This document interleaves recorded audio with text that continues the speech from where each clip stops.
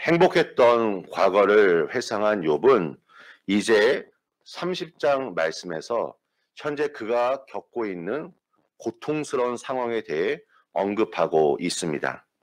이제 욥은 과거에 누렸던 사회적 위치, 그 지위들을 모두 잃고 조롱과 멸시의 대상으로 전락했습니다. 욥보다 어린 자들도 그를 향하여 지금 비웃고 있습니다. 욥이 지금 언급하고 있는 사람들은 어떠한 사람일까요? 그들은 힘이 없는 자들로 욥에게 어떠한 희망과 도움을 주지 못한 자들이었습니다. 사람들이 살아가고 있는 공동체에서 떠나 척박한 땅에서 가난과 굶주림 속에서 살아가던 사람들이었습니다. 공동체에서 철저히 외면당한 채 살아가는 사람들이었습니다. 아마 이들은 공동체에서 추방된 자들로 생각할 수 있을 것입니다. 그런데 욥이 이러한 사람들에게 지금 조롱을 당하고 있는 것입니다. 욥의 친구들은 욥이 당하고 있는 고통이 욥 자신에게 있다고 말하였지만 욥은 자신이 아니라 하나님께 있다라고 주장하고 있습니다.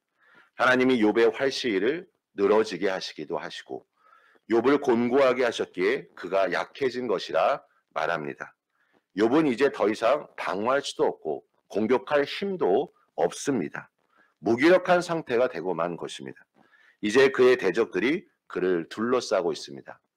욥은 이러한 자신의 처지를 수많은 적들에게 둘러싸여 있는 성으로 묘사하고 있습니다. 욥이 지금 묘사하고 있는 단계가 크게 세 가지인데 첫 번째로는 공격자들이 욥을 대항해 덫을 놓고 길을 에워싸 공격 준비를 합니다.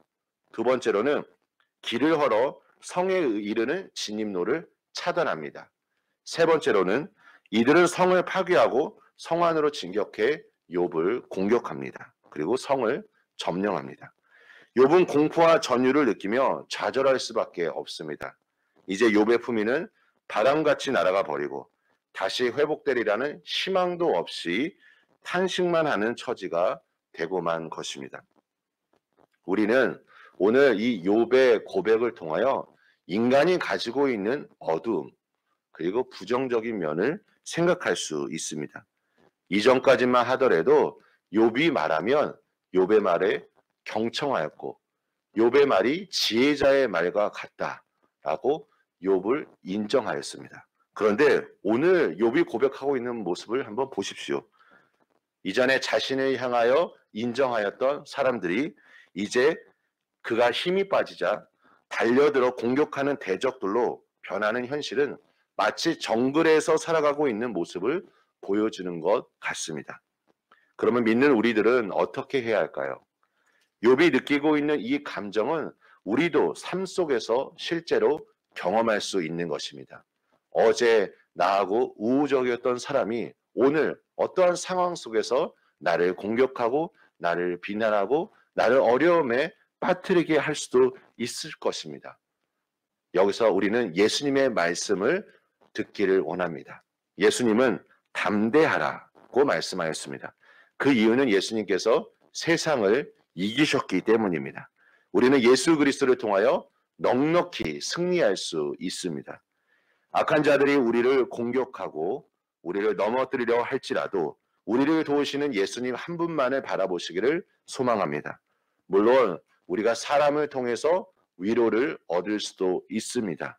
하지만 우리가 사람을 바라보고 무언가를 기대한다면 어떤 순간에는 그 기대가 이루어지지 않을 수 있습니다. 로마서 5장 3절과 4절에 우리가 환난 중에도 즐거워하나니 이는 환난은 인내를, 인내는 연단을, 연단은 소망을 이루는 줄 알미로다. 우리는 영원히 변하지 않는 하나님의 말씀만을 오늘 바라보셔야 할 것입니다. 하나님께서 하시는 위대한 일들을 기대하시며 오늘도 간절히 주님께 나아가시는 우리 모든 성도님들 되시길 예수님의 이름으로 축원합니다. 우리 함께 기도하겠습니다. 은혜가 풍성하신 하나님,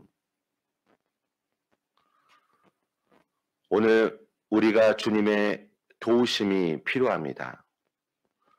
주님, 나를 인도하여 주시고 나의 눈을 열어주시고 오직 내가 주님 한 분만 바라볼 수 있도록 축복하여 주시옵소서. 하나님, 어떠한 상황과 환경을 만날지 모르지만 늘 우리가 주님을 신뢰하고 주님의 말씀이 어떻게 기록되었는지 그리고 주님의 뜻이 무엇인지를 우리가 분명히 깨달아 하나님의 말씀에 순종하며 나아갈 수 있도록 축복하여 주시옵소서. 예수님의 이름으로 기도합니다. 아멘.